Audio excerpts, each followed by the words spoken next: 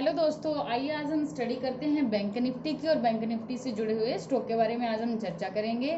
दोस्तों, हमारी जो आज की रेड कैंडल बनी है, आज जो बैंक निफ्टी ने मूवमेंट की है वो की है 35,095 पे आज हमारी ओपनिंग हुई है। हाई इसने थोड़ा ही लगाया, हाई इसने लगाया 125 का, 35 125 का। फिर जो लो लगाया वो लगाया इसने 34,410 का, और लास्ट में जो क्लोजिंग हुई है वो हुई है अपनी 34,662 पे। दोस्तों, आज की जो हमारी टोटल मूवमेंट रही है वो रही है 700 से 750 पॉइंट के बीच बीच में। अब देखिए, हम सबसे पहले जो हम डेली चार्ट से हम स्टार्ट करते हैं। आज हम डेली चार्ट से देखेंगे कि ट्रेंड लाइन कैसे कैसे कहाँ कहाँ ड्रॉ होती है। उसके बाद हम ध्यान से देखेंगे कि हम छोटे टाइम फ्रेम पे और बैंक निफ्टी के जो बाकी स्टॉक हैं उनको हम किस तरीके से स्टडी करते हैं। सबसे पहले हम डेली के चार्ट देखेंगे सारे, जो कि बैंक निफ्टी के अंडर में आते हैं। ये देखिए, ये एक ट्रेंड लाइन यहाँ से ड्रॉ हो रही है फर्स्ट। अच्छा, सेकंड में ये डाउन का बना हुआ है, ये भी डाउन का है। इट मीन्स कि एक ट्रेंड लाइन यहाँ से आएगी, दैट टू दैट वन। ये देखिए, अब यहाँ पे पूरा क्लस्टर बन गया था। अब हाँ, हमारी जो मूवमेंट है वो फिलहाल इसी के बीच में चल रही है। ये तो होगी हमारी ट्रेंड लाइन। अब हम और पीछे से लेते हैं कि और ट्रेंड लाइन कहाँ कहाँ पे ड्रॉ हो सकती हैं। आज हम ज़्यादा जो बात करेंगे इसी विषय पर करेंगे कि हम अपनी ट्रेंड लाइंस को कैसे ड्रॉ कर सकते हैं। दोस्तों देखिए, जब तक हम अच्छे से ट्रेंड लाइन को ड्रॉ करना नहीं सीखेंगे, हम सपोर्ट रेजिस्टेंस को नहीं देखेंगे, तब तक हम एक अच्छी मूवमेंट बैंक निफ्टी की नहीं ले पाएंगे। इसके बाद हमने जो ये ट्रेंड लाइन लगा दी, एक स्विंग यहाँ से उठाया है, दूसरा यहाँ से और तीसरा यहाँ से। अच्छा, और पीछे देखते हैं तो एक ट्रेंड लाइन यहाँ पे आ जाएगी, ये देखिए, दैट वन। इस तरीके से हमें सारे के सारे स्विंग पकड़ने हैं कि स्विंग में मूवमेंट किस तरीके से होती है। अब हम लगाते हैं हॉरिजॉन्टल्स लाइन। आप पहले खुद सोचिए कि हॉरिजॉन्टल्स लाइन कहाँ कहाँ लगेंगी। हम हॉरिजॉन्टल लाइन को सिलेक्ट करते हैं। एक तो हम यहाँ लगा देते हैं जो हमारा हाई लगा है अभी लेटेस्ट का। हम इसका कलर भी चेंज कर देते हैं ताकि हमें अच्छे से दिखाई दे। ये लीजिए। अच्छा, और इसके बाद हम हॉरिजॉन्टल लगाएंगे यहाँ पे। हमें करना क्या होता है, हमें ये वाले स्विंग्स उठाने होते हैं। ये वाले जितने भी ये स्विंग है ये उठाने होते हैं। इससे सपोर्ट भी आ जाता है और रेजिस्टेंस भी आ जाता है। अब दोस्तों, क्वेश्चन ही आता है कि हम ये सपोर्ट और रेजिस्टेंस हम उठाते क्यों हैं। इससे क्या होता है कि जो बायर होते हैं और जो सेलर होते हैं वो इन्हीं पॉइंट्स पे ही एक्टिव होते हैं ज़्यादा। अब जैसे इस पॉइंट से निकल गए तो अब सबसे ज़्यादा जो सेलर हैं वो इस पॉइंट पे हैवी मिलेंगे कि ठीक है, हम इससे ज़्यादा ऊपर मार्केट को लेके नहीं जाने देंगे और इससे नीचे लेके आएंगे। और जो बायर हैं, बायर सबसे ज़्यादा यहाँ मिलेंगे क्योंकि लास्ट का स्विंग यहाँ है और यहीं से बायर ये सोचेंगे कि हम मार्केट को ऊपर ले जाएं। अब दोस्तों, हमने जो ये लाइन ड्रॉ किया है, ये हम पीछे देखते हैं कि कहीं से कनेक्ट होती हैं क्या, या हमने ऐसे ड्रॉ किए हैं।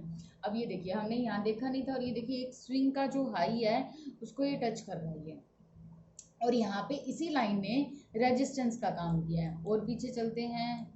ओके, ये अपना ऑल टाइम हाई की जो ये ऑल टाइम हाई था उसी टाइम की हमारी ट्रेंड लाइन है, इसलिए हमें ज़्यादा पीछे नहीं मिल रहा क्योंकि बाकी का सारा चार्ट डाउन में है।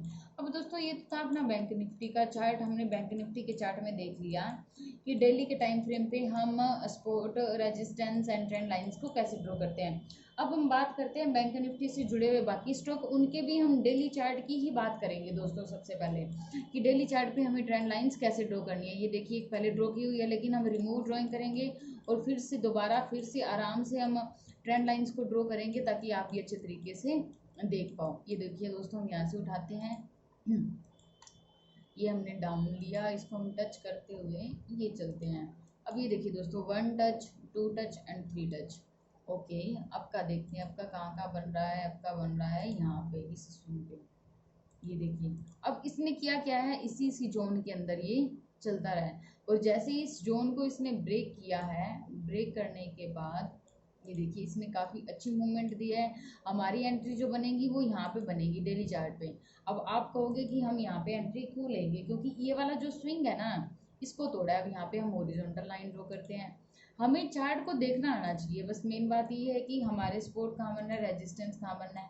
अब हमने जैसे यहीं पे जो लाइन ड्रॉ की है, हम यहाँ देखते हैं कि यहाँ पे ये देखिए सपोर्ट का काम कर रहा है, सॉरी रेजिस्टेंस का काम कर रहा है। यहाँ पे फिर से ये रेजिस्टेंस का काम कर रहा है, यहाँ पे ये सपोर्ट है, यहाँ पे फिर से ये सपोर्ट ले रहा है, यहाँ पे ये रेजिस्टेंस ले रहा है। तो इस तरीके से ये पूरा यहाँ पे कंजस्टेड है। ये हम देख रहे हैं HDFC बैंक का।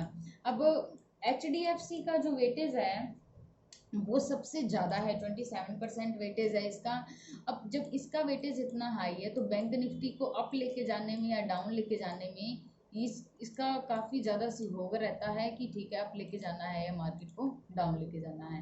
हम इनके साथ के साथ हम इनकी वेटेज की बात करते जाएंगे। आज दोस्तों हम सबसे ज़्यादा जो बात करेंगे वो डेली टाइम फ्रेम पे करेंगे।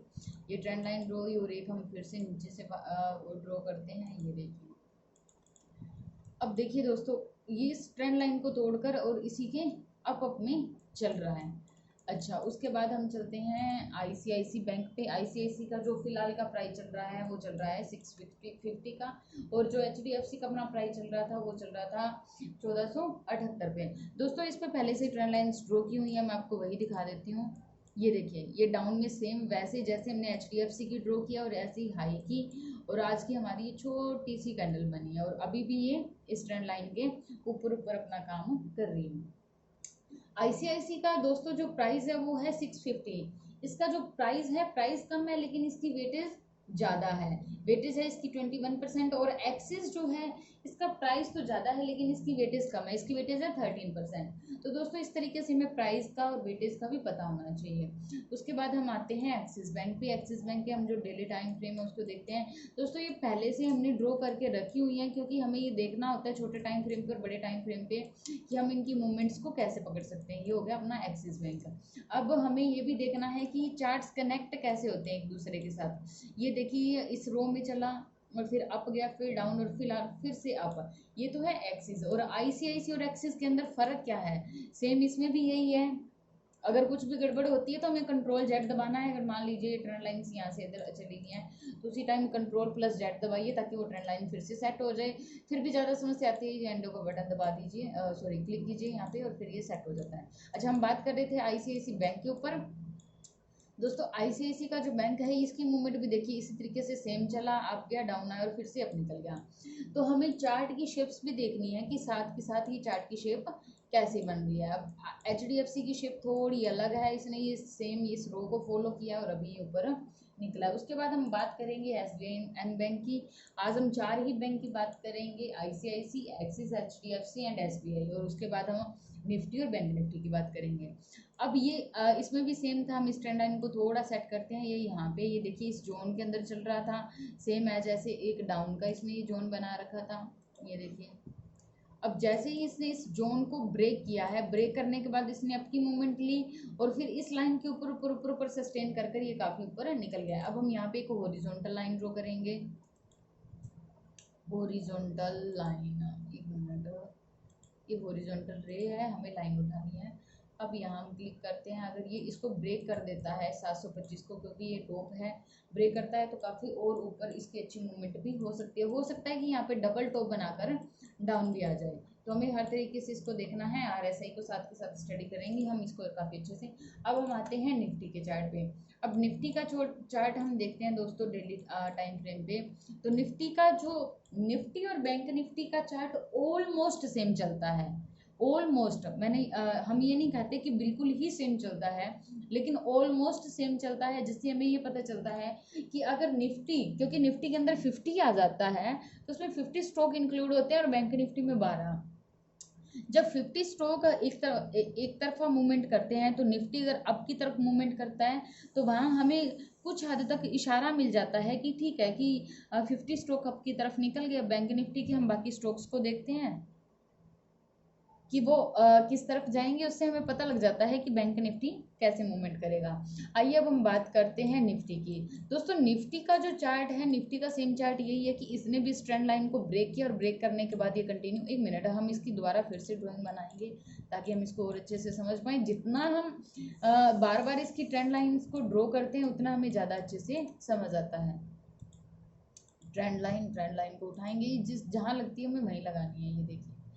ओके, तो इसने अपना एग्जैक्ट ये आ रहा है, थोड़ा सा हम इसको भी कर देंगे क्योंकि हमें ऑलमोस्ट लेना होता है। अगर हम ये चाहे ना बिल्कुल पॉइंट टू पॉइंट हमारी ट्रेंड लाइंस और सपोर्ट रेजिस्टेंस बने तो ऐसा नहीं होता। हमें एक मोटा मोटा दायरा लेना होता है कि ठीक है इतना इतना चल रहा है। ओके, इसके बाद हम ये ऊपर की ट्रेंड लाइन आ गई, उसी के बाद हम नीचे की ट्रेंड लाइन को ड्रॉ करेंगे। ये देखिए नीचे की ट्रेंड लाइन ये आ रही है।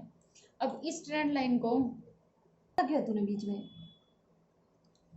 ओके, तो हमने नीचे की जो हमने ट्रेंड लाइन ड्रॉ की है, अब इसको ब्रेक करने के बाद इसने अप की मूवमेंट ली।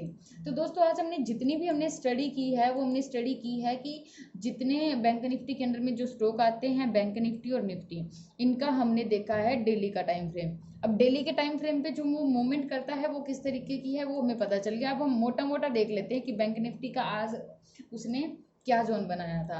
दोस्तों ये देखिए, हम वापस आ जाते हैं 5 मिनट के टाइम फ्रेम पे। 5 मिनट के टाइम फ्रेम पे जो हम देख रहे हैं आज ऑलमोस्ट कंसोलिडेट था, हमें मुश्किल से 2 या 3 एंट्री ही मिली है। दोस्तों जरूरी नहीं होता कि बैंक निफ्टी हर दिन अच्छी मूवमेंट ही करे, कभी कभी हमें इंतजार भी करना होता है, क्योंकि इंतजार करने का ही यहाँ पे सब कुछ मिलता है। हम धोखा कब खाते हैं, जब हम अपने अंदर पेशेंस नहीं रखते। अब जैसे यहाँ कंसोलिडेट है तो बहुत से ऐसे लोग भी होंगे जिन्होंने इसी कंसोलिडेशन के अंदर एंट्री डाली है ये सोच के कि ठीक है काफी अच्छा ब्रेक हो रहा है तो हमें यहाँ एंट्री डाल देनी चाहिए। अब हम एक बार मोटा मोटा देख लेते हैं कि हमें एंट्री कहाँ पे मिली है। हमें एंट्री मिली है एक तो इस जोन में, डाउन की एंट्री।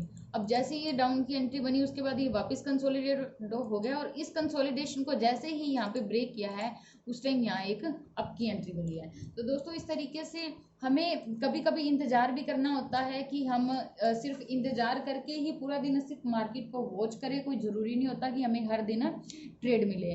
अब आज का हमारा इतना ही, इसके बाद हम नेक्स्ट वीडियो में मिलते हैं। Thank you.